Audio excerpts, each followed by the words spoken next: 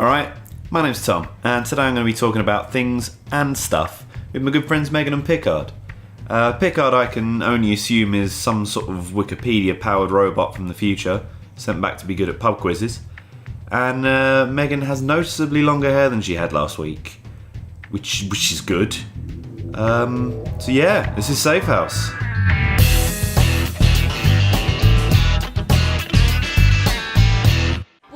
Knew about this. So This is a thing, a show that Megan knew of, and I didn't know about this.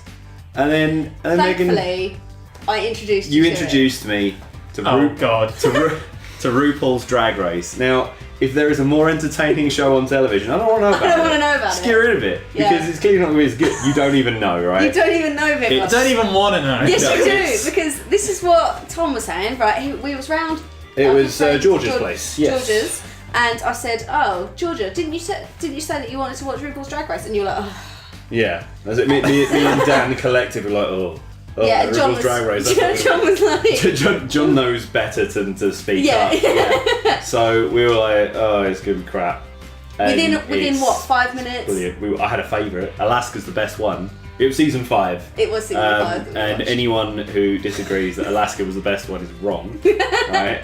She was robbed. She was robbed of the title. I got really emotional because it got to the final and bloody, what was the one who won it?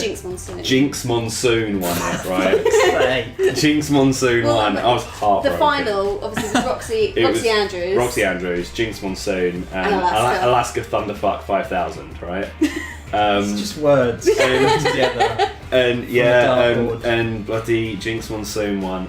She snatched it at the last hurdle. At least bloody Coco Montrese didn't get it.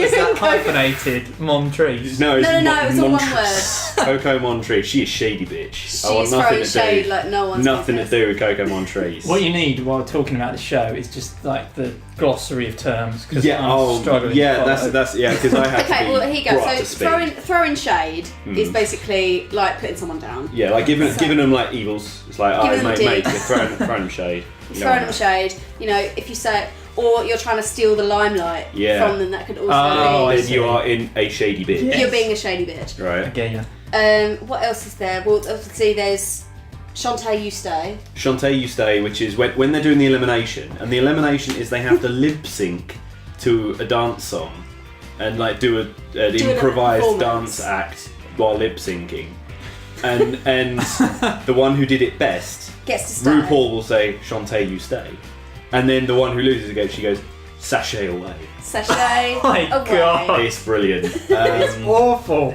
The catchphrase before it starts is "Don't fuck it up," which is, I mean, it's the most to the point catchphrase going around. Yeah. But it was brilliant. It was a life-changing experience for you. Yeah, I'll be honest, we watched the entirety of season 5 in one day. And you're not sorry. How long was the episode? I'm not sorry. 45 minutes? 45 minutes. Yeah, so we watched an entire season in one day, pausing to watch Grabbers, which was this Irish horror movie, which was actually really good. Yeah, it was okay. I was quite impressed. I saw it in HMV today for £5. Bargain, get it, it's good. You've been watching Hemlock Grove. Well, I say I've been watching it. I attempted to watch it. You told me it was not good. Well, let me give you, obviously, the story. Now, if you've ever seen the advert... I have. Like, the thing that's on there... It's the hand, It's a hand coming out of a werewolf's mouth. Oh, yeah, that's it looks metal as shit. That's like an album cover. So I'm like, I've seen it there. It's been kind of, suggested for you. Okay. But like, obviously, all Netflix things suggested to me. Eventually, yeah. So I was like, right, it looks metal as shit. Mm. Obviously, it's got something to do with werewolves. So 5 minutes in, someone's been killed by what I can only assume was a werewolf. Well, one would hope. Good start. Okay. Right. So, and it's like properly brutal. Special effects are a bit ropey, but I'm like, I'll let that slide. Yeah. Okay. But filmed quite well, sort of like. The girl was very convincing as a scared individual. Scared girl, yeah. Nice. But so 5 minutes in, there's an attack, girl gets killed, Right. I couldn't tell you what happened after that. It was so poorly written. There were flashbacks, and there was so this guy, the main character, has this really tall sister for some reason who I think I missed it, but I think the dad shot her in the face. Jeez, I know, and now has something like that. And like she has a wig and it like covers her eye because obviously she doesn't want anyone to see that. But she's like 6'7" or something. That's she's really tall, but she's like 13, 14. Okay, that's not normal. And yeah, like I say, it's like so badly sort of placed and like right. Okay, so here's a flashback. Yeah. And now we're back from flashback, but I'm not going to tell you we're back from flashback. Okay, so you still assume we're in a flashback. You assume you flashback, but there's no. Should they not learn? Either flashback starts with because that's how flashbacks or work. like a spin, or the spin, or you at least do that thing where everything's really bleached out. See, one Standard of the flashbacks, filmmaking, like filmmaking 101. One of the flashbacks was in black and white, so I was like, right, I'm in a flashback. You're in a flashback. I'm in a flashback. What's going on, yeah. And then another one. Not in black and white. Editor forgot to press the button. And like it was like preset, just dropped it. But you know when it's like, I don't know what's going on here, but you're not really making me feel like I want to know what's going on. No, you're just kind of showing me a bunch of people and going, look, they have stories. And you're like, okay, good. Yeah, that's pretty much. I hope they turn out well for you. And like I finished my hair. Yeah. You know, get rid of it. Put it off, and I was like, went in to see Dan and said it was bad. Yeah. It was awful. Not so I'm back to square one now. That's it. You're gonna have to Dollhouse. Get on Dollhouse. Dollhouse. Or if you don't mind waiting a little while, Gotham.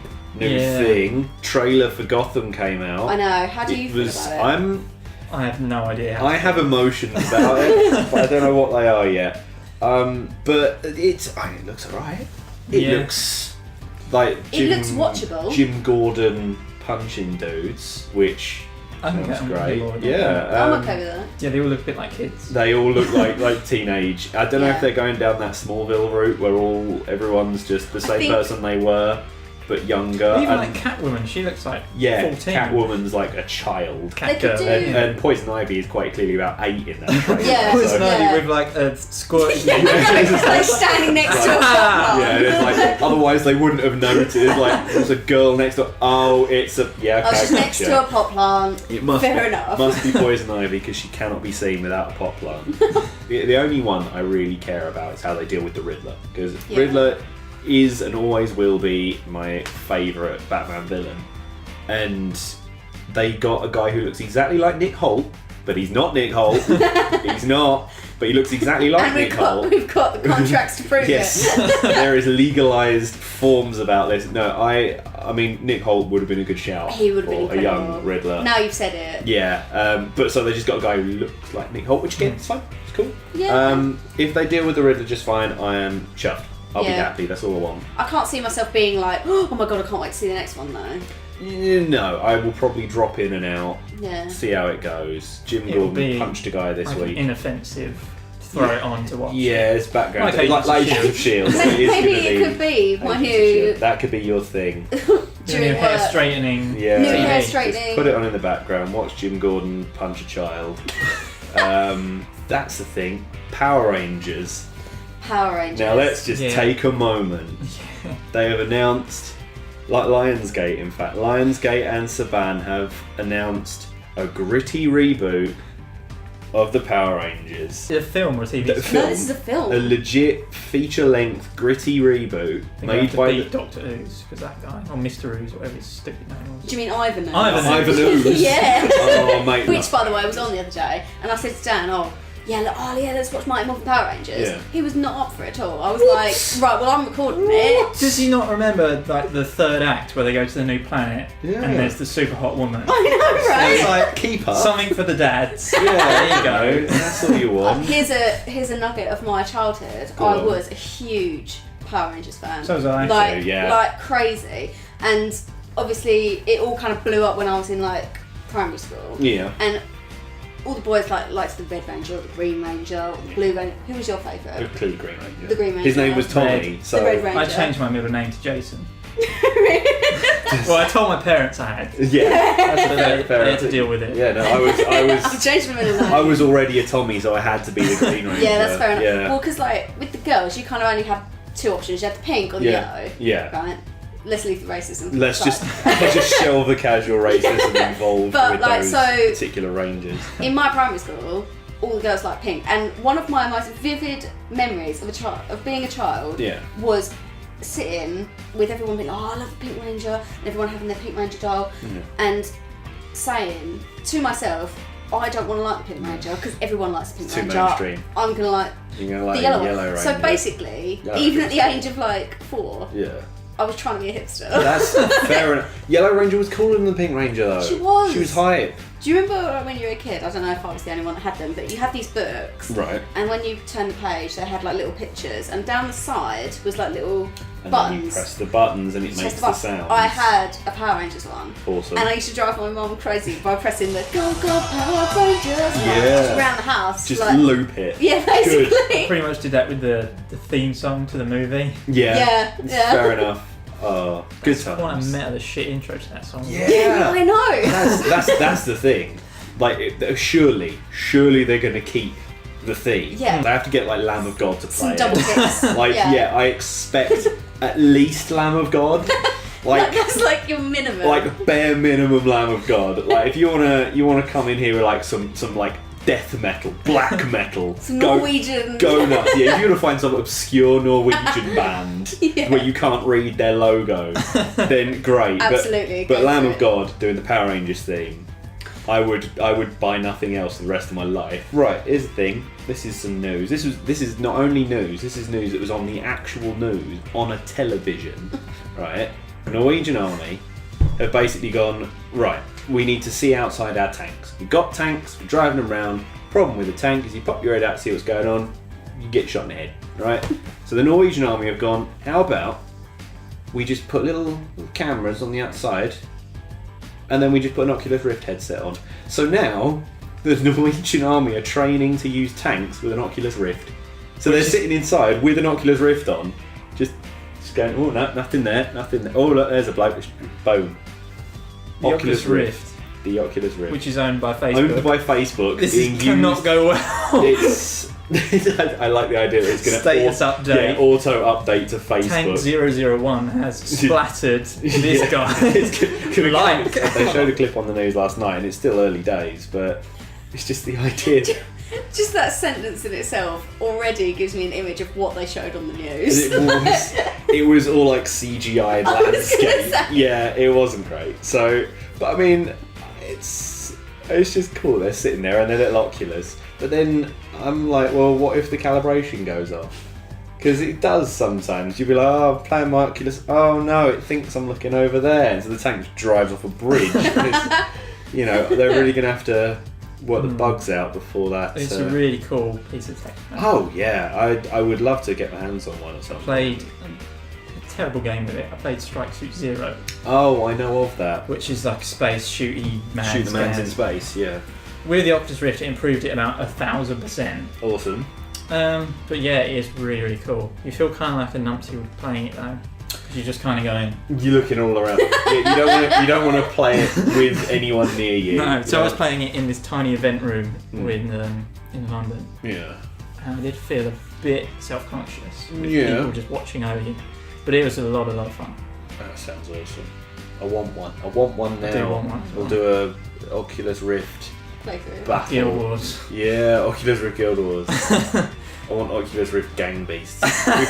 We've been playing Gang Beasts. Tell me more about Gang Beasts. Gang Beasts is a game. It's in pre-alpha, so it's not even at stage 1. This is like build 0.2 or something. No, you did tell me about this. This is the fighty one. Yeah, it's a fighting game, but the guys who made it, the 3 brothers, and they wanted to make a fighting game that instead of it being this really polished martial arts fighting, it's just like the way kids have fights. So it's like you just press your buttons to throw punches and you just kind of swing your arm out, and then you have to hold on to them, and it's all about picking people up and throwing them over stuff. And it is probably the most fun fighting game I have played in years, and we'll be playing some later. Physics-based Super Smash Brothers. Yeah, which you cannot go wrong with that element. I mean, I love Smash Bros. Horrible environmental hazards. Yeah. There's one which has got loads of grinders around, and grinders. Yeah, like just grinders in the floor on the walls. And so I was picking Pickard up, throwing him into the grinders. And it's great fun. Yeah. And if you press the button, you can celebrate, which is it's such a good game though. That's about it really. I feel we've covered all we need to cover. We've put the world to rights. Once again, like, comment, subscribe. We'll not go through that again, but it's much appreciated. Follow us on Twitter. Follow us on Twitter. We've got Facebook. It's great. I'll put the links here somewhere. I'm just gonna move them wherever you point. I'm just gonna So cool. So we'll be back next week, and it'll be hype. So we'll see you then. Bye. Bye.